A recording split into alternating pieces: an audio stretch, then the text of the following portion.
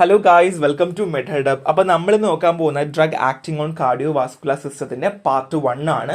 So നമ്മൾ part 1 part 2 ആയിട്ടായിരിക്കും class വരേണ്ടാവുക കേട്ടോ. അപ്പോൾ നിങ്ങൾ അതനുസരിച്ച് വേണം ക്ലാസ് കേൾക്കാൻ വേണ്ടിയിട്ടും. സോ നമ്മൾ ആദ്യമായിട്ട് പഠിക്കാൻ പോകുന്ന ഡ്രഗ് കാറ്റഗറിയാണ് ആന്റി ഹൈപ്പർ ടെൻസീവ് ഡ്രഗ്സ് കേട്ടോ. സോ ബേസിക്കലി ഈ ആന്റി ഹൈപ്പർ ടെൻസീവ് ഡ്രഗ് പഠിക്കുമ്പോൾ നിങ്ങൾ നല്ലതുപോലെ അതിന്റെ ഇൻട്രൊഡക്ഷൻ പഠിക്കാൻ ശ്രമിക്കുക. കാരണം നമ്മൾ ക്ലിനിക്കൽ ഫാർമസിയിലെ ഹൈപ്പർ ടെൻഷൻ ഒരു ചാപ്റ്റർ ഉണ്ട്. അപ്പോൾ ആ സമയത്ത് നിങ്ങൾക്ക് അത് യൂസ്ഫുൾനെസ് ആവും കേട്ടോ. So basically antihypertensive drug നിങ്ങൾക്ക് എല്ലാവർക്കും അറിയാം അല്ലെ, ഹൈപ്പർ ടെൻഷന് വേണ്ടി കൊടുക്കുന്ന ഡ്രഗുകളാണ് അല്ലെ. So those drug which are used in the treatment of hyper tension. മനസ്സിലായില്ലേ? ഇനി എന്താണ് ഹൈപ്പർ ടെൻഷൻ? അപ്പോൾ പല ബുക്കുകളിൽ നിങ്ങൾ നോക്കുവാണെങ്കിൽ പല ഡെഫിനിഷൻസ് കാണും അല്ലെ, പല തരത്തിലുള്ള ഡെഫിനിഷൻസ് കാണും, അല്ലെങ്കിൽ പല തരത്തിലുള്ള വാല്യൂസ് കാണും. സോ നമുക്ക് ആദ്യം അറിയേണ്ടത് നോർമൽ ആയിട്ടുള്ള ബി പിന്റെ യൂണിറ്റ് എത്രയാണ്. സോ സിസ്റ്റോളിക്കും ഉണ്ട് ഡയസ്റ്റോളിക്കും ഉണ്ട്. സിസ്റ്റോളിക് എന്ന് പറയുന്നത് 120ഉം ഡയസ്റ്റോളിക് എന്ന് പറയുന്നത് 80ഉമാണ്. ഇത് നമുക്ക് നോർമൽ റേഞ്ച് ആണ്. സോ ഇതിൽ ഡീവിയേഷൻ വരുന്നതെല്ലാം ഹൈപ്പർ ടെൻഷൻ ആണോ എന്ന് ചോദിച്ചാൽ ആണ്. എന്നാൽ തന്നെ നമുക്കൊരു വാല്യൂ ഉണ്ട്. അതായത് hyper tension is defined as either sustain systolic B P of greater then 140. Systolic എന്ന് പറയുന്നത് 140നേക്കാൾ കൂടുകയോ അല്ലെങ്കിൽ ഡയസ്റ്റോളിക് 90നേക്കാൾ കൂടുകയോ ആണ് എന്നുണ്ടെങ്കിൽ അത് ഹൈപ്പർ ടെൻഷൻ എന്ന് പറയുന്ന ഒരു കണ്ടീഷൻ തന്നെയാണ്. ഇനി പല ടെക്സ്റ്റ് ബുക്കുകൾ ഞാൻ പറഞ്ഞ പോലെ നോക്കുമ്പോൾ പല തരത്തിലുള്ള വാല്യൂ കാണും. അപ്പം നിങ്ങൾ അതൊന്നും മൈൻഡ് ചെയ്യണ്ട, ജസ്റ്റ് ഇത് മനസ്സിലാക്കി വെക്കുക. പിന്നെ വേറൊരു ഡെഫിനേഷൻ കൊണ്ട് ഞാൻ പറഞ്ഞുതരാം. It is a condition of elevate B P in our body. അതായത് നമ്മളെ ബോഡിയിൽ എലിവേറ്റ് ബി പി ആവുന്നു, നോർമൽ റേഞ്ചിനേക്കാൾ എലിവേറ്റ് ആവുകയാണെങ്കിലും അത് ഹൈപ്പർ ടെൻഷൻ ആയിട്ട് നമ്മൾ പറയാറുണ്ട് എന്നുള്ളതാണ്. ഇനി ഏതൊക്കെയാണ് സ്റ്റേജ് ഓഫ് ഹൈപ്പർ ടെൻഷൻ? നമുക്ക് ഇവിടെ അത് യൂസ് അല്ല, നമുക്ക് യൂസ് ആവുന്ന എവിടെയാണ്? നമ്മൾ ക്ലിനിക്കലിലാണ് ഇത് കൂടുതൽ യൂസ് വരിക കേട്ടോ. സോ സ്റ്റേജ് 1 ഉണ്ട്, സ്റ്റേജ് 2 ഉണ്ട് ആൻഡ് സിവിയർ കണ്ടീഷൻ ഉണ്ട്. സ്റ്റേജ് 1 ആണെങ്കിൽ 140, 159, 90, 99 ഡയസ്റ്റോളിക്കും സിസ്റ്റോളിക്കും. സ്റ്റേജ് 2 ആണെങ്കിൽ 160, 179, ഡയസ്റ്റോളിക് ആണെങ്കിൽ 100, 109. സിവിയർ ആണെങ്കിൽ മോർ ദൻ 180 ആൻഡ് ഡയസ്റ്റോളിക് ആണെങ്കിൽ മോർ ദൻ 110 ആയിരിക്കും. സോ ഇത് ജസ്റ്റ് മനസ്സിലാക്കി വെക്കുക. നമുക്ക് എവിടെ വരും? ക്ലിനിക്കലിൽ നമുക്ക് ഒരുപാട് ഉപയോഗം ഉള്ളതാണ്. മനസ്സിലായെന്ന് പ്രതീക്ഷിക്കുന്നു. ഇനി നമ്മൾ നോക്കാൻ പോകുന്നത് hyper tension can cos. Hyper tension കാരണം നമുക്ക് എന്തൊക്കെ വരാം എന്നുള്ളതാണ്. ഒന്ന്, ഹാർട്ട് ഫെയിലിയർ വരാം, ബ്രെയിൻ സ്ട്രോക്ക് വരാം, കിഡ്നി ഫെയിലിയർ വരാം, വിഷൻ ലോസ് വരാം, സെക്ഷുവൽ ഡിസ്ഫങ്ഷൻ വരാം. സോ ഇതൊന്നും എക്സ്പ്ലെയിൻ ചെയ്യേണ്ട ആവശ്യമില്ല, എല്ലാവർക്കും അറിയാം എന്തൊക്കെയാണ് ഇതിൽ പറഞ്ഞിട്ടുള്ളതെന്ന് എല്ലാവർക്കും അറിയാം അല്ലേ. സോ റിസ്ക് ഫാക്ടേഴ്സ് നോക്കിയാലോ, എന്തൊക്കെ കാരണത്താൽ നമുക്ക് ഹൈപ്പർ ടെൻഷൻ വന്നേക്കാം എന്നുള്ളതാണ്.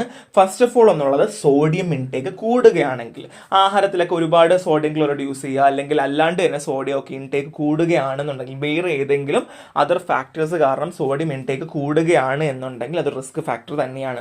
ഇനി സ്മോക്കിംഗ്, പുക വലിക്കുന്ന ആൾക്കാരിൽ ഹൈപ്പർ ടെൻഷൻ കാണാറുണ്ട്. ഇനി സ്ട്രെസ് ഇൻഡ്യൂസ്ഡ്, മിക്കവാറും ഇപ്പോഴുള്ള ജനറേഷനിലുള്ള എല്ലാ ആൾക്കാരും, അതായത് ഇപ്പം എൻ്റെ അമ്മേൻ്റെ കാറ്റഗറി മുതൽ എടുക്കുകയാണെന്നുണ്ടെങ്കിൽ ആ കാറ്റഗറി മുതലുള്ള എല്ലാ ആൾക്കാർക്കും എന്താണ് ഈ സ്ട്രെസ് ഇൻഡ്യൂസ്ഡ് ആയിട്ടുള്ള ഈ ഒരു ബി പി കാണാറുണ്ട്. പിന്നുള്ളത് ഒബീസിറ്റി ആണ്, അതായത് വണ്ണം കാരണവും കാണാറുണ്ട് എന്നുള്ളതാണ്. സോ ഇതൊക്കെ റിസ്ക് ഫാക്ടേഴ്സ് ആണ്. എല്ലാം ആകണം എന്ന് നിർബന്ധമില്ല, വേറെ എന്തെങ്കിലും അണ്ടർലൈൻ കണ്ടീഷൻ കാരണമാകാം. പക്ഷെ എന്നാലും കോമൺലി നമ്മൾ പറയുന്ന കുറച്ച് റിസ്ക് ഫാക്ടേഴ്സ് ആണ് ഇവിടെ മെൻഷൻഡ് ആയിട്ടുള്ളത്. ഇനി നമ്മളൊരു ഇൻട്രസ്റ്റിംഗ് സ്റ്റോറി പറയാൻ പോവാണ് ആന്റി ഹൈപ്പർ ടെൻസീവ് ഡ്രഗിനെ പറ്റിയിട്ട് ഒരു interesting story. So antihypertensive drug നമുക്ക് എന്താണെന്ന് അറിയാം, ഹൈപ്പർ ടെൻഷന് വേണ്ടിയിട്ടാണ് ഉപയോഗിച്ചിരുന്നത് നമുക്കറിയാം. പണ്ട് കാലങ്ങളിൽ നമുക്ക് അത്രയും ഒരുപാട് ഡ്രഗ്സ് ഒന്നും ഇല്ല, അല്ലെങ്കിൽ ഒരുപാട് മരുന്നുകളോ ഒന്നും നമുക്കില്ല അന്ന് പഠിക്കാനോ അല്ലെങ്കിൽ അത് വെച്ചിട്ട് നമുക്ക് ട്രീറ്റ്മെന്റ് ചെയ്യാനോ. പണ്ട് കാലങ്ങൾ, അത് 1960കളിലും 70കളിലും ഹൈപ്പർ ടെൻസീവ് ഏജന്റ് ആയിട്ട് കൺസിഡർ ചെയ്തിരുന്നത് മീഥൈൽ ഡോപ്പ ഉണ്ടായിരുന്നു, ബീറ്റാ ബ്ലോക്കേഴ്സ് ഉണ്ടായിരുന്നു, തൈസൈഡ് ഉണ്ടായിരുന്നു, ഹൈ സീലിംഗ് ഡയൂററ്റിക്സ് ഉണ്ടായിരുന്നു, ക്ലോണിഡിൻ ഉണ്ടായിരുന്നു. എന്തൊക്കെയാണ്? മീഥൈൽ ഡോപ്പ ഉണ്ടായിരുന്നു, ബീറ്റാ ബ്ലോക്കേഴ്സ് ഉണ്ടായിരുന്നു, തൈസൈഡ്സ് ഉണ്ടായിരുന്നു, ഹൈ സീലിംഗ് ഡയൂററ്റിക് ഉണ്ടായിരുന്നു, ക്ലോണിഡിൻ ഉണ്ടായിരുന്നു. ഓക്കെ. ഇനി the status of beta blocker and diuretic was consolidated in 1970s. 1970കളൊക്കെ ആയ സമയത്ത് ബീറ്റാ ബ്ലോക്കറും ഡയൂററ്റിക്സും ഒക്കെ എന്തായി? ഏകദേശം അത് കൺസോളിഡേറ്റ്, അത് ഒരുമിച്ച് അതിന്റെ യൂസ് സ്റ്റാർട്ട് ചെയ്യാനായിട്ട് തുടങ്ങി എന്നുള്ളതാണ്. ഇപ്പൊ തന്നെ എക്സാമ്പിൾ പറയുവാണെങ്കിൽ പല ആൾക്കാർക്കും നമ്മൾ ബീറ്റാ ബ്ലോക്കേഴ്സ് കൊടുക്കുമ്പോൾ അതിന്റെ കൂടെ ഡയൂററ്റിക്സും കൊടുക്കാൻ തുടങ്ങി അല്ലേ. ഇപ്പോഴും അങ്ങനെ കണ്ടീഷൻസ് യൂസ് ചെയ്യുന്ന ഡോക്ടേഴ്സ് ഒരുപാട് ഉണ്ടെന്ന് താനും. സോ അതിനുശേഷം ഒരു selective alpha blocker prazosin broke new grounds, അതായത് സെലക്റ്റീവ് ആയിട്ടുള്ള ആൽഫ ബ്ലോക്കറായ പ്രസോസിൻ എന്ത് ചെയ്തു? പുതിയൊരു വഴിത്തിരിവ് കൊണ്ടുവന്നു എന്നുള്ളതാണ്. ഇനി antihypertensive introduce in the 1980s 90s were angiotensin 2 converting enzyme inhibitor and calcium channel blocker. പിന്നെ 1980കളിലും 90കളിലും ആയപ്പോൾ എന്ത് വന്നു? ആരൊക്കെ വന്നു? AC ഇൻഹിബിറ്റേഴ്സും വന്നു, CCBയും വന്നു, കാൽഷ്യം ചാനൽ ബ്ലോക്കേഴ്സും വന്നു. 2 ആൾക്കാർ വന്നു കേട്ടോ. ഇനി angiotensin receptor blockers were add soon after and direct renin inhibitor aliskiren in the latest drug. So അതിനുശേഷം എന്ത് വന്നു?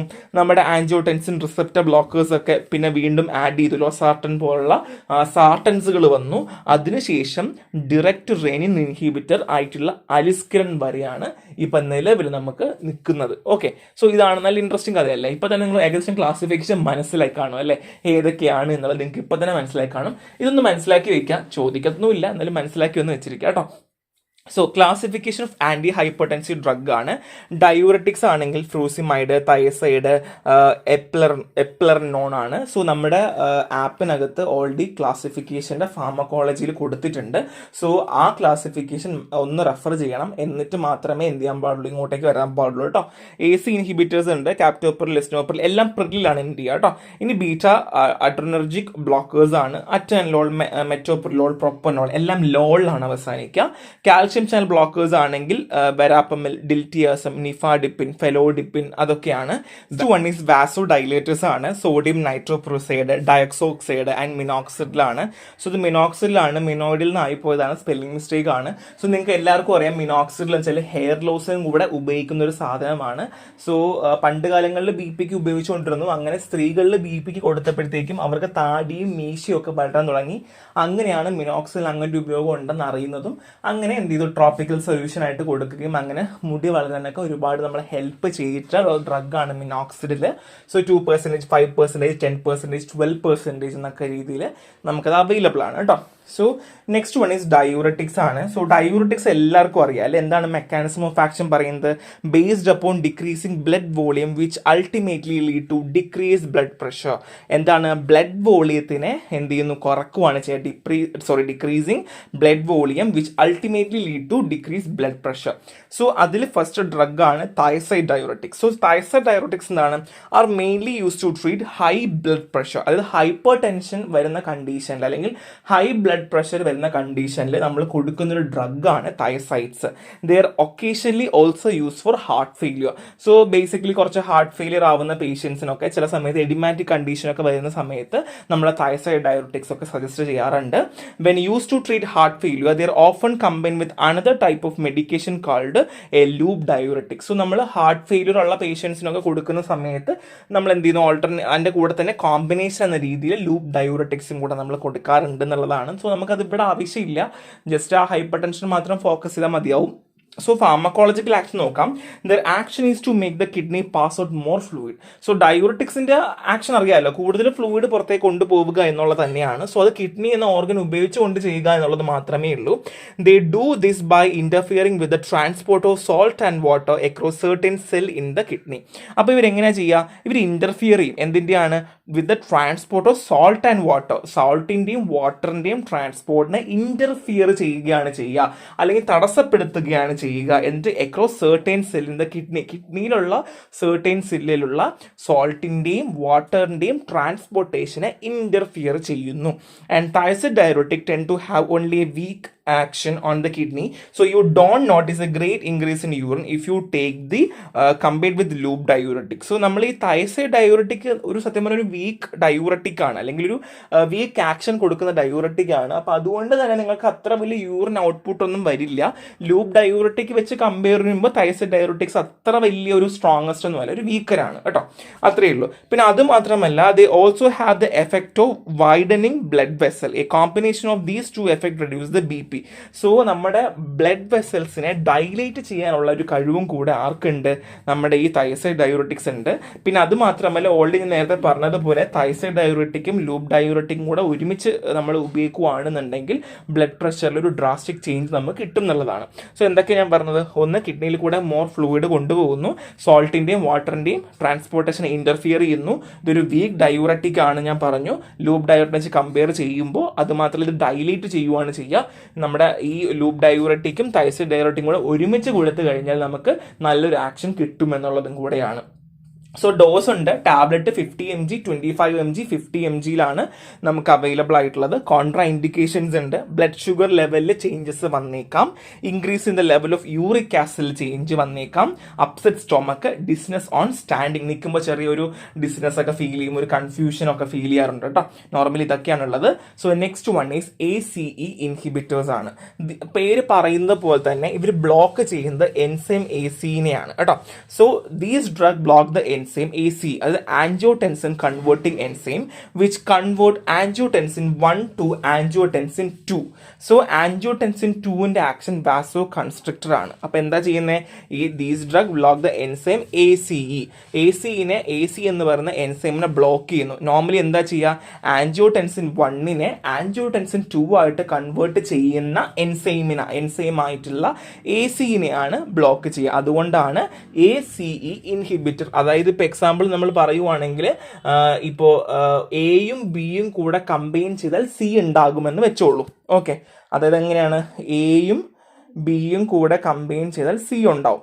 സോ ഈ സി ഉണ്ടാക്കാനായിട്ട് സഹായിക്കുന്ന ആളാണ് എം. സോ എന്ത് ചെയ്യും? നമ്മൾ ഈ എമ്മിനെ അങ്ങ് ബ്ലോക്ക് ചെയ്യും. അപ്പം സി ഉണ്ടാവില്ല. ഓക്കെ, അത് ഹൈപ്പർ ടെൻഷൻ ഉണ്ടാവില്ല. ഈ ഒരു പരിപാടി തന്നെയാണ് AC ഇൻഹിബിറ്റേഴ്സും ഇവിടെ ചെയ്യുന്നു എന്നുള്ളത് കേട്ടോ. So example of AC inhibitors benazepril, captopril, enalapril, fosinopril, lisinopril, എല്ലാം പ്രില്ലിലായിരിക്കും കേട്ടോ അവസാനിക്കുക. സോ ബെൻസോപ്രിലിന് 20 to 40 mg per day, captopril 12.5 mg, 25 mg, 50 mg and 100 mg, 2-3 ഡോസുകൾ ഞാൻ കൊടുത്തിട്ടുണ്ട്. സോ ജസ്റ്റ് ഇത് നോട്ട് ചെയ്യാൻ പറ്റുവാണെങ്കിൽ ഒന്ന് നോട്ട് ചെയ്ത് വെച്ചോളൂ കേട്ടോ. സോ ഫാർമക്കോളജി നോക്കേണ്ടത് ഫാർമക്കോളജിക്കൽ ആക്ഷൻ ആണ്. സോ ഫാർമക്കോളജിക്കൽ ആക്ഷൻ പറയുന്നതിന് മുന്നേ ഞാൻ ബ്ലഡ് പ്രഷർ റെഗുലേഷന്റെ കാര്യത്തിൽ എങ്ങനെയാണെന്ന് പറയാം. ഓക്കെ, സോ ഞാൻ ഓൾറെഡി പറഞ്ഞു എന്താണ് AC ഇൻഹിബിറ്റർ, എന്താണ് ആൻജിയോടെൻസിൻ 1, എന്താണ് ആൻജിയോടെൻസിൻ 2 എന്ന് പറഞ്ഞു. Okay, so first of all നമുക്ക് ആൻജിയോടെൻസിൻ 2നെ പറ്റി ഒന്ന് ഞാൻ പറഞ്ഞുതരാം. സോ ആൻജിയോടെൻസിൻ 2 എന്ന് പറയുന്നത് ഒരു പെപ്റ്റൈഡ് ആണ്. അതാണ് നമ്മുടെ ബ്ലഡ് വെസൽസിനെ നാരോ ആക്കുന്നത്. Narrow in the sense constrict ചെയ്യുന്നത്.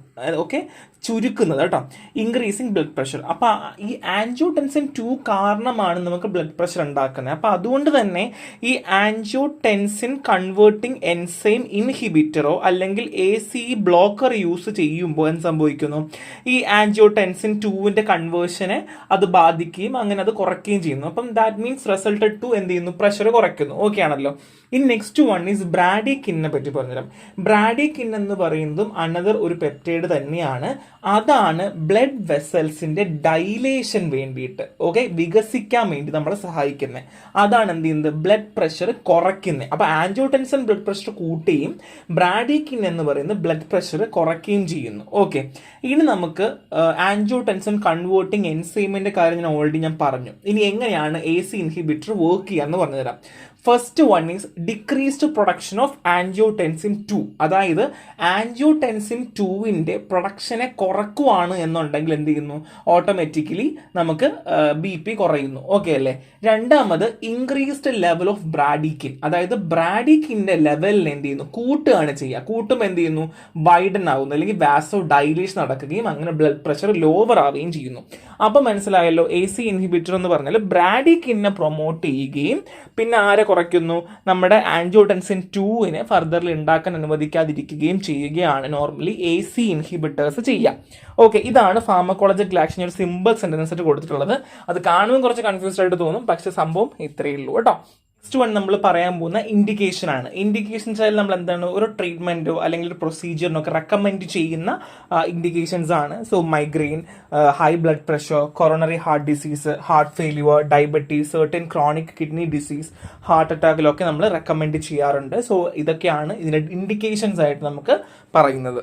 ഒരു ഡൗട്ട് ഉണ്ടായിരിക്കും, എന്താണ് ഈ ഡയബറ്റീസ് വരാനുള്ള കാരണം? സോ ഡയബറ്റീസ് ഉള്ള ഒരു പേഷ്യന്റിന് ഹൈപ്പർ ടെൻഷൻ ഉണ്ടെങ്കിൽ AC ഇൻഹിബിറ്റർ നമുക്ക് യൂസ് ചെയ്യാം എന്നുള്ളതും, chronic disease, kidney disease condition ഉണ്ടെങ്കിൽ നമുക്ക് അവർക്ക് BP ഉണ്ടെങ്കിൽ നമുക്ക് എന്ത് ചെയ്യാം? ഈ AC ഇൻഹിബിറ്റേഴ്സ് യൂസ് ചെയ്യാം എന്നുള്ള ഇൻഡിക്കേഷൻസ് ആണ് കേട്ടോ. അപ്പോൾ കൺഫ്യൂസ്ഡ് ആയി പോകണ്ട. ചില ആൾക്കാർക്ക് ഇൻഡിക്കേഷൻ എന്ന് പറഞ്ഞാൽ ചിലപ്പോൾ അറിയണ്ടാവില്ല. ഇൻഡിക്കേഷൻ കൊണ്ട് ഉദ്ദേശിക്കുന്നത് ഈ ഒരു മീനിങ് ആണ് കേട്ടോ. കോൺട്രാ ഇൻഡിക്കേഷൻ ഉണ്ട്. ഡ്രൈ കഫ്, ഈ മരുന്നുകൾ കഴിക്കുമ്പോൾ ഉണ്ടല്ലോ ഡ്രൈ കഫ് ഒക്കെ വരുന്നു. പിന്നെ പൊട്ടാസ്യം ലെവൽ ബ്ലഡിൽ കൂടാറുണ്ട്. ഹൈപ്പർ കലീമിയാണ്. ഹൈപ്പോ കലീമിയ അല്ല. ചില ആൾക്കാർ അവിടെ എത്തുമ്പോൾ ഹൈപ്പോ കലീമിയ എന്ന് വിചാരിക്കും. ഹൈപ്പർ കലീമിയാണ്. ഫെറ്റീഗ് ഉണ്ട്, ഡിസിനസ് ഉണ്ടാവാറുണ്ട്, headache, loss of taste നമുക്ക് കുറച്ച് രുചിയൊക്കെ കുറയാറുണ്ട് കേട്ടോ നമ്മൾ ഈ AC ഇൻഹിബിറ്റേഴ്സ് കഴിക്കുമ്പോൾ കേട്ടോ, മറന്നു പോകണ്ട. സോ നെക്സ്റ്റ് വൺ ഈസ് പഠിക്കാൻ പോകുന്ന ആന്റി അഞ്ചൈനൽ ഡ്രഗ്സ് ആണ്. സോ ഇത്രയേ ഉള്ളൂ. നമ്മൾ ഈ ഡ്രഗ്സുകളൊക്കെ നമ്മൾ പല ഭാഗത്ത് നമ്മൾ മെഡിസിൻ കെമിസ്ട്രിയിലൊക്കെ പഠിക്കുന്നുണ്ട് തന്നെ, നമുക്ക് എല്ലാം അങ്ങനെ വാരിക്കൂരി പഠിക്കേണ്ട ആവശ്യമില്ല. പിന്നെ ഈ ഡ്രഗ്സുകൾ നമ്മൾ പലയിടത്തും ഇനി അങ്ങോട്ടും ഇങ്ങോട്ട് പഠിച്ച് പോകും കേട്ടോ. So angina pectoris and anti angina drugs ആണ്. സോ എന്താ ആന്റി അഞ്ചൈന ഡ്രഗ്സ്? നമുക്ക് എല്ലാവർക്കും അറിയില്ല. അഞ്ചൈന പെക്ടോറസ് ടെർമിനേറ്റ് ചെയ്യാനോ അല്ലെങ്കിൽ പ്രിവെന്റ് ചെയ്യാനായിട്ട് നമ്മൾ കൊടുക്കുന്ന ഡ്രഗ്സുകളാണ് ആന്റി അഞ്ചൈനൽ ഡ്രഗ്സ്. ഓക്കെ അല്ലേ? ഇനി എന്താ angina pectoris? It is a pain syndrome due to induction of an adverse oxygen supply, demand situation in the portion of myocardium, metabolites that accumulate due to myocardial ischemia elicits the pain. So basically ഈ അഞ്ചൈന പെക്ടോറസ് എന്ന് പറയുന്നത് നമുക്ക് oxygen supply കുറയുകയോ അല്ലെങ്കിൽ oxygen നമുക്ക് sufficient ആവാതെ വരികയോ അല്ലെങ്കിൽ ഓക്സിജന് ഡിമാൻഡ് വരികയോ ആണ് എന്നുണ്ടെങ്കിലാണ് നമുക്ക് എന്ത് സംഭവിക്കുക? ഈ അഞ്ചൈന പെക്ടോറസിസ് നമുക്ക് ഉണ്ടാവുന്നത് എന്നാണ് കേട്ടോ. അപ്പം നമ്മൾ ഡിമാൻഡ് കാരണമാണ് ഉണ്ടാകുന്നു എന്ന് പറഞ്ഞു. ഇനി metabolites that accumulate due to myocardial ischemia elicits the pain. വല്ലതും മനസ്സിലായോ? ഇല്ല അല്ലേ? അത് ഞാൻ സിമ്പിളായിട്ട് പറഞ്ഞുതരാം. നമുക്ക് ഈ ഓക്സിജൻ ഡിമാൻഡ് ഒക്കെ ഉണ്ടാവുമല്ലോ, ആ സമയത്ത് എന്താ സംഭവിക്കാന്ന് വെച്ച് കഴിഞ്ഞാൽ, അല്ലെങ്കിൽ ഒരു റെസ്ട്രിക്ഷൻ, ഈ ഫ്ലോ ഓഫ് ബ്ലഡിന്റെ റെസ്ട്രിക്ഷൻ ഒക്കെ ഉണ്ടാവുമ്പോഴത്തേക്കും എന്ത് സംഭവിക്കുന്നു? ഡിമാൻഡുകൾ ഉണ്ടാവുകയും അങ്ങനെ നമുക്ക് ഒരുപാട് സ്ട്രെസ്സുകൾ ഉണ്ടാവുകയും ചെയ്യുന്നു. ഓക്കെ, ഈ ഓക്സിജൻ സപ്ലൈ ഡിമാൻഡ് ഉണ്ടായി കഴിഞ്ഞാൽ എന്താ സംഭവിക്കുക? Leading to myocardial ischaemia. അതായത് നമുക്ക് ലാക്ക് ഓഫ് ഓക്സിജൻ ഹാർട്ട് മസിലിനെയാണ് നമുക്ക് ഇസ്കീമിയ, മയോകാർഡിൽ ഇസ്കീമിയ എന്ന് പറഞ്ഞാൽ എന്താണ്? Lack of oxygen in the heart muscle എന്നാണ് പറയുന്നത്. ഓക്കെ, ഇനി ഞാൻ പറയാൻ പോകുന്ന മെറ്റബോളൈറ്റ് ആൻഡ് പെയിൻ സെൻസേഷൻ ആണ്. അതായത് നമുക്ക് മയോകാർഡിൽ ഇസ്കീമിയ, അതായത് ലാക്ക് ഓഫ് ഓക്സിജൻ നമ്മളെ ബോഡിയിൽ ഉണ്ടാവുകയാണ്, ഇൻ ഹാർട്ടിൽ ഉണ്ടാവുകയാണ് എന്നുണ്ടെങ്കിൽ അവിടെ ഒരു മെറ്റബോളിക് ബൈ പ്രൊഡക്റ്റ് അല്ലെങ്കിൽ മെറ്റബോളൈറ്റ്സ് ഉണ്ടാവും. ഈ മെറ്റബോളൈറ്റ്സ് അഫക്റ്റഡ് ഏരിയയിൽ പോയിട്ട് അക്യൂമുലേറ്റ് ചെയ്തിരിക്കും, അവിടെ പോയി പിടിച്ചിരിക്കും. ഓക്കെ, ഇനി ഈ മെറ്റബോളൈറ്റ്സ് നമ്മുടെ നെർവ് എൻഡിങ്സിനെ സ്റ്റിമുലേറ്റ് ചെയ്യും, ഹാർട്ടിനെ ട്രിഗർ ചെയ്ത് പെയിൻ കൊടുത്ത് ഡിസ്കംഫോർട്ട് ഫീൽ ചെയ്യിപ്പിച്ച് ചെസ്റ്റ് പെയിൻ വരികയാണ് നോർമലി ചെയ്യുക. ഓക്കെ അല്ലേ? മനസ്സിലായില്ലേ? അപ്പൊ ഞാൻ ഒന്നും കൂടെ പറയാം. ആദ്യം ഞാൻ പറഞ്ഞതുപോലെ നമുക്ക് എന്ത് സംഭവിക്കുക? Blood flow to the heart may be ഒന്നെങ്കിൽ കുറയാം. ഒരു കോസാട്ടോ ഞാൻ പറയുന്നത്, ഒരു കോസാണ്. ഇപ്പൊ എക്സാമ്പിൾ പറയുകയാണെങ്കിൽ അതീറോസ്ക്ലിറോസിസ് നമുക്ക് അറിയാലോ അല്ലേ? അത് ബ്ലഡ് വെസലിന് അവിടെ നാരോ ചെയ്ത് പ്ലാക്ക് പോലെ ഉണ്ടായിട്ട് ബ്ലഡ് നമുക്ക് മുമ്പോട്ട് പോവില്ല. ആ ഒരു കണ്ടീഷനാണ് അതീറോസ്ക്ലിറോസിസ്. നോർമലി അതീറോസ്ക്ലിറോസിസ് ഉണ്ടാവുകയാണെങ്കിൽ ഓട്ടോമാറ്റിക്കലി എന്ത് ചെയ്യും? ഡിമാൻഡ് വരുന്നു. ഇല്ലാന്നുണ്ടെങ്കിൽ ഓക്സിജൻ സപ്ലൈ അല്ലെങ്കിൽ ഓക്സിജൻ ഡിമാൻഡിങ് വരുവാണ്, O2 ഡിമാൻഡിങ് വരുവാണ്. അങ്ങനെയാണെന്നുണ്ടെങ്കിൽ നമ്മളെ ബോഡിക്ക് സഫീഷ്യൻ്റ് ആയിട്ട് അല്ലെങ്കിൽ ഹാർട്ടിന് നമുക്ക് സഫീഷ്യൻ്റ് ആയിട്ട് ഓക്സിജൻ ഉണ്ടാവാണ്ട് വരികയും അങ്ങനെ ആ ഒരു കണ്ടീഷൻ മയോകാർഡിയൽ ഇസ്കീമിയ എന്നൊരു കണ്ടീഷനിലേക്ക് മാറുവാണ് ചെയ്യുക. ഓക്കെ അല്ലേ? ഇത്ര മനസ്സിലായില്ലേ? ഇനിയാണ് ഞാൻ പറയാൻ പോകുന്നത്, ഈ ഇസ്കീമിയ ഉണ്ടായി കഴിഞ്ഞാൽ അവിടെ ഒരു മെറ്റബോളൈറ്റ് ഉണ്ടാവും. എന്താണ്? മെറ്റബോളൈറ്റ്സ് ഉണ്ടാവും. ഓക്കെ, ഈ മെറ്റബോളൈറ്റ്സ് അഫക്റ്റഡ് ഏരിയയിൽ പോയിട്ട് അക്യൂമുലേറ്റ് ചെയ്യും. അക്യൂമുലേറ്റ് ചെയ്ത് കഴിഞ്ഞാൽ അവിടുത്തെ എന്ത് ചെയ്യുന്നു? നെർവ് എൻഡിങ്ങിനെ സ്റ്റിമുലേറ്റ് ചെയ്ത് ട്രിഗർ ചെയ്ത് പെയിനോ ഡിസ്കംഫേർട്ടോ, even though mainly chest pain ആണ്, നമുക്ക് ട്രിഗർ ചെയ്ത് പെയിൻ സെൻസേഷൻ കൊടുക്കുവാണ് നോർമലി ചെയ്യുക. ഓക്കെ, സോ ഇനി കോസ് പറയാം. ഓക്സിജൻ ഇല്ലാത്തതോ അല്ലെങ്കിൽ ഓക്സിജൻ ഡിമാൻഡോ അല്ലെങ്കിൽ ബ്ലഡ് സപ്ലൈ കുറയുകയാണെങ്കിൽ റീസൺ കൊറോണറി ആർട്ടറി ഡിസീസ് കാരണമാകാം, അല്ലെങ്കിൽ vasospasm of the coronary artery ആകാം. അപ്പൊ നമ്മൾ ഓൾറെഡി പറഞ്ഞ കാര്യങ്ങളൊക്കെ തന്നെയാണ്, ജസ്റ്റ് ബേസിക്സ് ആണ്. ഇനി ആന്റി അഞ്ചൈനൽ ഡ്രഗ്സ് ആണ്.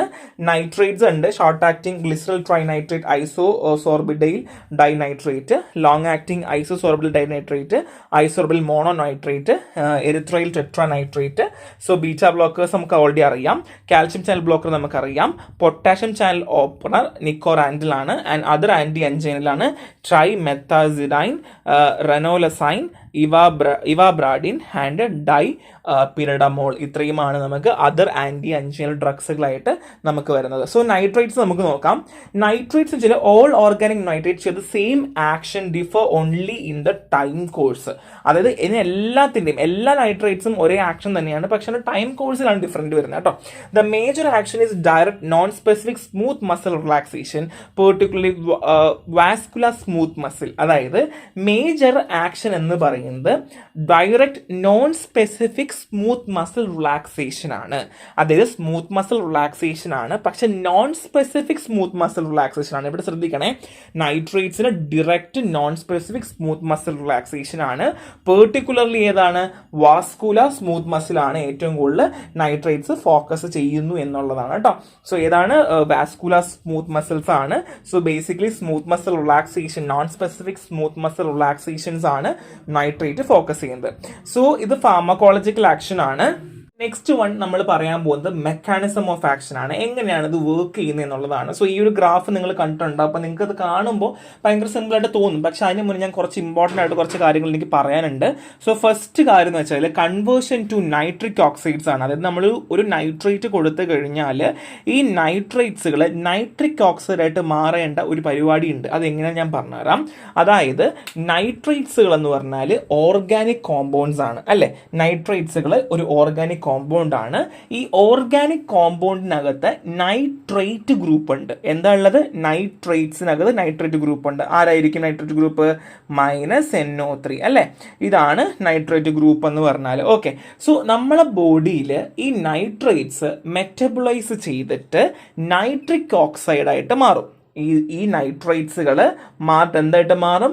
നൈട്രിക് ഓക്സൈഡ് ആയിട്ട് മാറും, NO ആയിട്ട് മാറും. ആ സ്റ്റെപ്പാണ് നിങ്ങൾ ഈ ഫസ്റ്റ് കാണുന്ന സ്റ്റെപ്പ്. ഓക്കെ, സോ ഇതെങ്ങനെ നടക്കാന്ന് വെച്ചാൽ ഒരു എൻസൈമാറ്റിക് റിയാക്ഷൻ വഴിയിട്ടാണ്, involving mitochondrial aldehyde dehydrogenase enzyme വെച്ചിട്ടാണ്.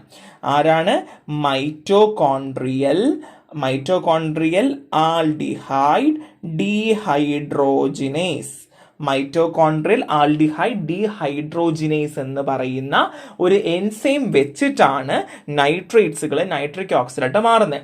സോ ബേസിക്കലി നിങ്ങൾക്ക് അത് എൻസൈമിനെ പറ്റി പഠിച്ചില്ലെങ്കിലും കുഴപ്പമില്ല, പക്ഷേ പഠിച്ച നല്ലതല്ലേ. സോ അതുകൊണ്ടാണ് ഞാൻ എക്സ്ട്രാ ആയിട്ട് പറയുന്നത്. സോ നൈട്രിക് ഓക്സൈഡ് എന്ന് പറഞ്ഞാൽ ഒരു പൊട്ടന്റ് വാസോ ഡൈലേറ്റർ ആണ്. സോ ഈ നൈട്രിക് ഓക്സൈഡ് ആണ് എന്ത് സിഗ്നലിംഗ് മോളിക്യൂൾ. അതായത് മക്കളെ നിങ്ങൾ അവിടെ എന്ത് ചെയ്യുക? റിലാക്സ് ചെയ്തോളൂ, BP കുറച്ചോളൂ എന്ന് പറഞ്ഞ് കൊടുക്കുന്ന സിഗ്നലിംഗ് മോളിക്യൂൾ ആണ് ഈ നൈട്രിക് ഓക്സൈഡ്. അപ്പൊ എന്താ പറഞ്ഞത്? ഞാൻ പറഞ്ഞു നൈട്രേറ്റ്സിനകത്ത് എന്തുണ്ട്? നൈട്രേറ്റ്സ് ഗ്രൂപ്പ് ഉണ്ട്, -NO3 ഉണ്ട്. അത് NO ആയിട്ട് മാറുന്നു. ആരാണ്? നൈട്രിക് ഓക്സൈഡ് ആയിട്ട് മാറുവാണ് ചെയ്യുക. സോ ഈ മാറുന്നത് ആരുടെ ഹെൽപ്പ് കൊണ്ടിട്ടാണ്?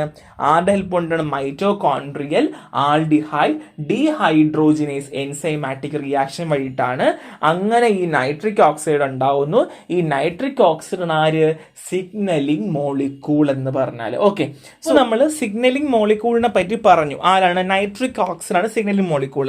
സോ ഇവിടെ എന്ത് ചെയ്യുന്നു? CGMP കൂടുകയും പിന്നെ ഫെർദർലി ഉണ്ടാവുന്ന താഴത്തെ വാസ്കുലർ സ്മൂത്ത് മസിൽ റിലാക്സേഷനും പിന്നെ ഫർദർലി ഉണ്ടാവുന്ന കാൽഷ്യം എൻട്രീനെ കുറച്ചുകൊണ്ട് റിലാക്സേഷൻ കോൺട്രിബ്യൂട്ട് ചെയ്യുന്ന രീതിയാണ് തൊട്ട് താഴെ കൊടുത്തിട്ടുള്ളത്. പക്ഷെ അതിന് മുന്നേ എനിക്ക് വേറൊരു കാര്യം കൂടെ നിങ്ങൾക്ക് പറഞ്ഞിട്ടുണ്ട്. ഇച്ചിരി കോംപ്ലിക്കേറ്റഡ് ആണ്, പക്ഷെ ജസ്റ്റ് ഒന്ന് മനസ്സിലാക്കിയാൽ മതി. ഇനി നമുക്ക് നെക്സ്റ്റ് ചെയ്യേണ്ടത്, അതായത് നമ്മുടെ സിഗ്നലിംഗ് മോളിക്യൂൾ ആയിരുന്നു നൈട്രിക് ഓക്സൈഡ് ആയിരുന്നു നമ്മുടെ സിഗ്നലിംഗ് മോളിക്യൂൾ. ഓക്കെ, സോ ഇനി ഈ നൈട്രിക് ഓക്സൈഡ് എന്ത് ചെയ്യുമെന്ന് വെച്ചാൽ നമ്മളെ ബോഡിയിൽ ഉണ്ടാകുന്ന ബ്ലഡ് വെസലിലുള്ള സ്മൂത്ത് മസിൽസ് ഇല്ലേ, ബ്ലഡ് വെസലിലുള്ള സ്മൂത്ത് മസിൽസിൽ നേരെ പോയി ഡിഫ്യൂസ് ചെയ്യും. ഡിഫ്യൂസ് ചെയ്യുക മാത്രമല്ല അവിടെ ഒരു എൻസൈമിനെ ആക്ടിവേറ്റ് ചെയ്യും. ആ എൻസൈമിന്റെ പേരാണ് ഗുവാനലൈറ്റ് സൈക്ലേസ്. സോ സ്പെല്ലിംഗ് ഞാൻ പറഞ്ഞുതരാം. GUANYLATE ഗുനലൈറ്റ് സൈക്ലേസ് എന്ന് പറയുന്ന ഒരു എൻസൈമിനെ കൂടെ ആക്ടിവേറ്റ് ചെയ്യുന്നു. ഓക്കെ, ഈ ഗുനലൈറ്റ് സൈക്ലേസ് കാറ്റലൈസ് ചെയ്ത് എന്ത് ചെയ്യുന്നു വെച്ച് കഴിഞ്ഞാൽ ഒരു കൺവേർഷൻ നടന്ന് GTP ഉണ്ടാക്കുന്നു. അത് ഗ്യുനോസൈഡ് ട്രൈഫോസ്ഫേറ്റ് GTP ഉണ്ടാക്കുകയും അങ്ങനെ CGMP ഉണ്ടാക്കുകയാണ് ചെയ്യുക. അങ്ങനെയാണ് എന്ത് ചെയ്യുന്നത് ഈ CGMB ഉണ്ടാകുന്നത്. അപ്പോൾ ഈ CGMB ഉണ്ടായ എൻ്റെ രീതിയാണ് ഞാൻ പറഞ്ഞത്. ഓക്കെ അല്ലേ, ഇപ്പോൾ മനസ്സിലായില്ലേ? അപ്പോൾ നമുക്ക് വേണമെങ്കിൽ നൈട്രിക് ഓക്സൈഡ് കഴിഞ്ഞ് ഡയറക്റ്റ്ലി CGMB എഴുതാം, പ്രശ്നമില്ല. പക്ഷേ നിങ്ങളൊന്ന് മനസ്സിലാക്കുക, എങ്ങനെയാണ് നടക്കുന്നത് മനസ്സിലാക്കണം. അതെന്താണ്, നേരെ എന്ത് ചെയ്തു, നൈട്രിക് ഓക്സൈഡ് പോയിട്ട് സ്മൂത്ത് മസിലിരിക്കുന്നു. സ്മൂത്ത് മസിൽ പോയി ഇരുന്നിട്ട് ഡിഫ്യൂസ് ചെയ്തിട്ട് അവിടെ എന്ത് ചെയ്യുന്നു, ഗുവനലൈൻ സൈക്ലേസ് എന്ന് പറയുന്ന എൻസൈമിനെ എന്ത് ചെയ്യുന്നു, ആക്ടിവേറ്റ് ചെയ്യുന്നു. അത് ഫർദർലി സ്കാറ്റലൈസ് ചെയ്ത് എന്ത് ചെയ്യുന്നു, GTP ഉണ്ടാവുന്നു. GTP എന്ത് ചെയ്യുന്നു, അത് പിന്നെ സൈക്ലിക് ഗുനോസൈഡ് മോണോഫോസ്ഫേറ്റ് അല്ലെങ്കിൽ CGMBന്റെ കൺവേർഷൻ നടക്കുന്നു എന്നുള്ളതാണ് കേട്ടോ. സോ ഇത്രയേ ഉള്ളൂ സംഭവം, മനസ്സിലായി? അപ്പോൾ CGMB ഉണ്ടായി, ഇത് കഴിഞ്ഞല്ലോ. ഇനി നമുക്കറിയേണ്ടത് CGMB മീഡിയേറ്റഡ് സിഗ്നലിംഗ്. ഇനി നെക്സ്റ്റ് സിഗ്നലിംഗ് വരുന്നത് CGMB ആണ്. അപ്പം നേരത്തെ നൈട്രിക് ഓക്സൈഡ് സിഗ്നൽ ചെയ്തു, ഇനി നമുക്ക് സിഗ്നൽ ചെയ്യേണ്ടതാണ് CGMB ആണ് സിഗ്നൽ ചെയ്യേണ്ടത്. ഓക്കെ, ഞാനൊന്ന് മാറ്റോട്ടെ. സോ നമ്മുടെ CGMB സിഗ്നൽ റെഡിയായി നിൽക്കുവാണ്. So CGMB act as a second messenger with the smooth muscle cell. അപ്പോൾ ഈ CGMB ആണ് ആര്, സെക്കൻഡ് മെസ്സഞ്ചർ, രണ്ടാമത്തെ മെസ്സഞ്ചർ. അപ്പോൾ ഫസ്റ്റ് മെസ്സഞ്ചർ ആരായിരുന്നു, നൈട്രിക് ഓക്സൈഡ് അല്ലേ. സോ സെക്കൻഡ് മെസ്സഞ്ചർ CGMB ആയിട്ട് മാറിക്കഴിഞ്ഞു എന്നുള്ളതാണ്. ഓക്കെ അല്ലേ, കാര്യം മനസ്സിലല്ലേ, പിടികിട്ടിയില്ലേ? ഓക്കെ, സോ ഈ CGMB സെക്കൻഡ് മെസ്സഞ്ചർ ആയിട്ട് നിൽക്കുന്നു. എവിടെ, സ്മൂത്ത് മസിൽ തന്നെയാണ് നിൽക്കുന്നത്. Leading to cascade of intracellular event that ultimately result in relaxation of smooth muscle. So നമ്മുടെ സ്മൂത്ത് മസിലിന്റെ റിലാക്സേഷന് വേണ്ടിയിട്ട് സെക്കൻഡറി മെസ്സഞ്ചർ ആയിട്ട് നമ്മളെ ഹെൽപ്പ് ചെയ്യുന്ന സാധനമാണ് ആര്, CGMB എന്ന് പറഞ്ഞാൽ. ഓക്കെ അല്ലേ, മനസ്സിലായില്ലേ? ഇനി നെക്സ്റ്റ് വൺ ഈസ് എന്താണ് മസിൽ റിലാക്സേഷൻ എന്നുള്ള പോയിന്റ് ഞാൻ പറഞ്ഞു. ഇനി നെക്സ്റ്റ് രണ്ടാമതൊരു ഓപ്ഷൻ ഉണ്ട്, increase CGMB may reduce calcium plus entry. അതായത് കാൽഷ്യത്തിന്റെ എൻട്രി എന്ത് ചെയ്യാറുണ്ട്, ഈ CGMB കൂടുമ്പോൾ എന്ത് ചെയ്യുന്നു, കുറയാറുണ്ട്. അങ്ങനെയും റിലാക്സേഷൻ ഉണ്ടാവുന്ന ഒരു സിനാരിയും കൂടെ ഉണ്ട് എന്നുള്ളതാണ്. ഇപ്പം നിങ്ങൾക്ക് ഏകദേശം ഒരു ഐഡിയ മനസ്സിലായി കാണും, ഈ ഒരു കോളത്തിൻ്റെ ഒരു ഐഡിയ നിങ്ങൾക്ക് മനസ്സിലായി കാണും. സോ നിങ്ങൾ ഇടയ്ക്കുള്ള എൻസൈം ഒന്നും പഠിച്ചില്ലെങ്കിലും പ്രശ്നമൊന്നുമില്ല, പക്ഷേ ഈ ഒരു പാറ്റേൺ, ഈ ഒരു മെത്തേഡ് നിങ്ങൾ എന്ത് ചെയ്യുക, പഠിച്ച് മനസ്സിലാക്കി വെക്കുക. സോ നെക്സ്റ്റ് ഡോസും അതിൻ്റെ ഡ്രഗുകളുമാണ്. GTN നൈട്രോഗ്ലിസറൈൻ ആണെങ്കിൽ സബ്ലിംഗിൽ എത്ര കൊടുക്കുന്നു, സ്പ്രേ എത്ര കൊടുക്കുന്നു, അതൊന്നും പഠിച്ചില്ലെങ്കിൽ കുഴപ്പമില്ല. ജസ്റ്റ് 0.5 mg സബ്ലിംഗിൽ അതെങ്കിലും പഠിച്ചു വെക്കുക, അത് ഇമ്പോർട്ടൻറ്റ് ഡോസേജ് ഫോമാണ്. ഐസോസോർബേറ്റ് ഡൈനൈട്രേറ്റ് 5 mg സബ്ലിംഗുലാർ ആണ്. പിന്നെ എരിത്തൈൽ ടെട്രാനൈട്രേറ്റ് 50 to 60 mg ഓറലാണ്. സോ ഇൻഡിക്കേഷൻസ് ഉണ്ട്. അഞ്ജീന നെക്സ്റ്റ് വൺ ഇസ് ഇൻഡിക്കേഷൻസ് ആണ്. നമ്മൾ ട്രീറ്റ്മെന്റ് നമ്മൾ ബേസിക്കലി കൊടുക്കുന്നത് അഞ്ജീന പെക്ടോറസിസ്, CHF, സ്ട്രോക്ക് അറിയാമല്ലോ, നമ്മളെ ബ്രെയിനിലേക്ക് ബ്ലഡിന്റെ ഫ്ലോയ്ക്ക് ഒബ്സ്ട്രക്ഷൻ ഉണ്ടാവുകയും ലാക്ക് ഓഫ് ഓക്സിജൻ ഒക്കെ ഉണ്ടാവുന്ന ഒരു കണ്ടീഷനാണ്. സോ ഇങ്ങനെയുള്ള കണ്ടീഷൻസിലാണ് നമ്മൾ ഡ്രഗ്സുകൾ കൂടുതലും സജസ്റ്റ് ചെയ്യുന്നത്. കോൺട്രാ ഇൻഡിക്കേഷൻ ഉണ്ട്, headache, dizziness, nausea, light headedness, restless, stomach discomfort, hypotension ആണ്. ഹൈപ്പർ ടെൻഷൻ അല്ല, ഹൈപ്പോ ടെൻഷൻ ഉള്ള കേസുകളിലൊക്കെ നമുക്ക് മീൻസ് ഹൈപ്പോ ടെൻഷൻ ആയിട്ടൊക്കെ കോൺട്രാ ഇൻഡിക്കേറ്റ് ചെയ്യാറുണ്ട് എന്നുള്ളതാണ്. So next one is beta blockers ആണ്. സോ ഈ ബീറ്റ ബ്ലോക്കേഴ്സ് എങ്ങനെയാണ് വർക്ക് ചെയ്യുന്നുള്ളത് ഞാൻ പറയാം. അതിന് മുന്നേ എനിക്കൊരു സിമ്പിൾ ആയിട്ടൊരു കാര്യം പറയുന്നുണ്ട്. ബീറ്റ ബ്ലോക്കേഴ്സ് ഈ ഒരു കണ്ടീഷനിൽ എവിടെയാണെന്ന് വെച്ചാൽ സ്പെസിഫിക് ആയിട്ട് β1 റിസപ്റ്ററിനെയാണ് ബ്ലോക്ക് ചെയ്യുന്നത്. ഓക്കെ, സോ ബീറ്റ ബ്ലോക്കേഴ്സ് അത് മാത്രമല്ല കാറ്റക്കോളമൈൻ ലൈക്ക് അഡ്രിനാലിനെയും കൂടെ ബ്ലോക്ക് ചെയ്യുന്നുണ്ട്. ഓക്കെ, സോ ആരൊക്കെ ബ്ലോക്ക് ചെയ്യാൻ ഞാൻ പറഞ്ഞ ബീറ്റ ബ്ലോക്കേഴ്സ് β1 സ്പെസിഫിക്കലി ബ്ലോക്ക് ചെയ്യുന്നുണ്ട് ആൻഡ് കാറ്റക്കോൾ അമീൻ ലൈക്ക് അഡ്രിനലിനെ കൂടെ ബ്ലോക്ക് ചെയ്യുന്നുണ്ട്. ഓക്കെ, രണ്ട് കാര്യങ്ങൾ നിങ്ങൾക്ക് കിട്ടിയല്ലോ, ഇത് മനസ്സിലാക്കി വെക്കാം. ഇനി അതിൽ ഡിക്രീസ് ഹാർട്ട് റേറ്റ്, അതായത് നെഗറ്റീവ് ക്രോണോട്രോപ്പിക് എഫക്റ്റ് ആണ്. Negative chronotropic effect, decrease heart rate ആണ്. ഓക്കെ, ബീറ്റ ബ്ലോക്കേഴ്സ് ഹാർട്ട് റേറ്റിനെ കുറയ്ക്കുന്നു. ഓക്കെ, ഹാർട്ട് റേറ്റിനെ കുറയ്ക്കുന്നു with reduced myocardial oxygen demand by allowing more time for diastolic filling. So നമുക്ക് കൂടുതൽ diastolic filling കിട്ടാൻ വേണ്ടിയിട്ട് എന്താ വെച്ചാൽ ഹാർട്ട് റേറ്റിനെ സ്ലോ ഡൗൺ ചെയ്യുന്നു എന്നുള്ളതാണ്. ഇനി കോൺട്രാക്ടിലിറ്റിനെ കുറയ്ക്കുക, അത് ഈനോട്രോപ്പിക്, നെഗറ്റീവ് ഈനോട്രോപ്പിക് എന്ന് പറയുക. ഈനോട്രോപ്പിക് ആണ് കോൺട്രാക്ടിലിറ്റി. സോ ബീറ്റ ബ്ലോക്കേഴ്സ് ആ ഒരു ഫോഴ്സ് ഓഫ് കൺട്രാക്ഷൻ ഇല്ലേ, അതിനെ കുറയ്ക്കുവാണ് ചെയ്യേണ്ടാവുക. ഓക്കെ, അപ്പോൾ അതുകൊണ്ട് തന്നെ ഓക്സിജൻ കൺസപ്ഷൻ എന്ത് ചെയ്യുന്നു, കുറയുവാണ് ചെയ്യുക. ഓക്കെ, അധികമായിട്ട് വേണ്ടി വരില്ല. സോ നമുക്കിവിടെ മാക്സിമം ആയിട്ട് ഓക്സിജൻ അധികമായിട്ട് ഉപയോഗിക്കേണ്ടി വരരുത്, അതാണ് നമുക്കിവിടെ ചെയ്യേണ്ടത്. ഇനി ഡിക്രീസ്ഡ് കാർഡിയക് ഔട്ട്പുട്ട്, അതായത് കാർഡിയക് ഔട്ട്പുട്ടിന് എന്ത് ചെയ്യുക, കുറയ്ക്കുക എന്നുള്ളതാണ്. അപ്പോൾ എന്ത് ചെയ്യില്ല, ഓക്സിജൻ ഡിമാൻഡ് വരില്ല. ഇനി ഡിക്രീസ് ബ്ലഡ് പ്രഷർ ആണ്. നമുക്ക് ഓൾറെഡി അറിയാം, ബ്ലഡ് പ്രഷർ കുറയ്ക്കുമ്പോൾ ഓട്ടോമാറ്റിക്കലി എന്ത് ചെയ്യില്ല, അത്രയും കടന്ന് വർക്ക് ചെയ്യേണ്ട ആവശ്യമില്ല, അപ്പോൾ അത്രയും ഓക്സിജന്റെയും ആവശ്യമില്ല. അപ്പോൾ ഇതാണ് ഫസ്റ്റ് ചെയ്യുന്നത്. അപ്പോൾ എന്താ നോക്കി, ബീറ്റ ബ്ലോക്കേഴ്സ് എന്താണ്, oxygen demand of myocardium blocking beta-1, ഇത് ഞാൻ ഓൾറെഡി പറഞ്ഞു. റിസൾട്ടിങ് ഡിക്രീസ് ഹാർട്ട് റേറ്റ് ഞാൻ പറഞ്ഞല്ലോ, എന്താ പറഞ്ഞ ഹാർട്ട് റേറ്റ്, ക്രോണോട്രോപ്പിക്, നെഗറ്റീവ് ക്രോണോട്രോപ്പിക്. കോൺട്രാക്ടിലിറ്റി പറഞ്ഞു, നെഗറ്റീവ് ഈനോട്രോപ്പിക്. കാർഡിയക് ഔട്ട്പുട്ട് പറഞ്ഞു, BP പറഞ്ഞു. ഈ 4 സാധനം നിങ്ങൾക്ക് മനസ്സിലായി ഞാൻ പ്രതീക്ഷിക്കുന്നു. ഓക്കെ, ഇനി നമ്മൾ പറയുന്നത് the agent reduce the oxygen demand during exerting and at rest, they can reduce both the frequency and severity of angina attack.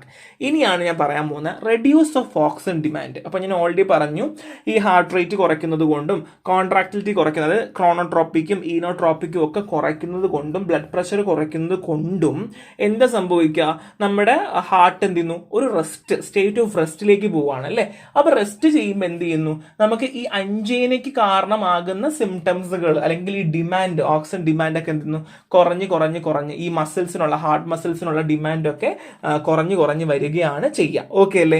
ഇനി പ്രിവെന്റിങ് ഓഫ് അഞ്ചൈന അറ്റാക്ക്. അപ്പോൾ ബീറ്റ ബ്ലോക്കേഴ്സ് എന്ത് ചെയ്യുന്നു, ഈ ഫ്രീക്വൻസിയും സിവിയറിറ്റിയും ഒക്കെ കുറച്ച്, ഓക്സിജൻ ഡിമാൻഡും ഒക്കെ കുറച്ച് എന്ത് ചെയ്യുന്നു, നമ്മുടെ ഇസ്കീമിയ, അതായത് നമുക്ക് ഓക്സിജൻ ഡിമാൻഡ്, ഇസ്കീമിയ എന്നൊരു കണ്ടീഷൻ മാറ്റി അഞ്ചൈന സിംറ്റംസ് ഒക്കെ റെഡ്യൂസ് ചെയ്ത് കൊണ്ടുവരികയാണ് ചെയ്യുന്നത്. ഓക്കെ, ഇനി നിങ്ങൾ വായിച്ചോ, നിങ്ങൾക്ക് കിട്ടും, സിമ്പിളായിട്ട് കിട്ടും. മനസ്സിലായില്ലെങ്കിൽ ഇത്രയേ ഉള്ളൂ കേട്ടോ, സിമ്പിളാണ്. സോ നെക്സ്റ്റ് വൺ നമ്മൾ പറയാൻ പോകുന്നത് ഒന്നുമില്ല, തീർന്നു മക്കളെ, തീർന്നു. സിമ്പിൾ അല്ലേ, അടിപൊളിയായിട്ട് മനസ്സിലായി ഞാൻ പ്രതീക്ഷിക്കുന്നു. അത്യാവശ്യം ഒരു വലിയ ക്ലാസ് ആണ്, ശ്രദ്ധിച്ച് പഠിക്കുക. പിന്നെ നമ്മുടെ പറഞ്ഞതുപോലെ എന്ത് ചെയ്യുക, ഡ്രഗ്സുകളുടെ ഡീറ്റെയിൽസ് ഇട്ട് പഠിക്കുക. പിന്നെ ഓൾറെഡി ഈ ബീറ്റ ബ്ലോക്കേഴ്സിൻ്റെ ഒക്കെ മേജർ കാര്യങ്ങളാണ് പഠിക്കേണ്ടത്. ഡ്രഗുകൾ സ്പെസിഫിക് ആയിട്ട് പഠിക്കാൻ താല്പര്യമുള്ളവരൊക്കെ പഠിച്ചോളൂ, അതും പ്രശ്നമില്ല. അപ്പോൾ നെക്സ്റ്റ് വേണം, ഇതിൻ്റെ പാർട്ട് 2 ഉണ്ട്. ബൈ.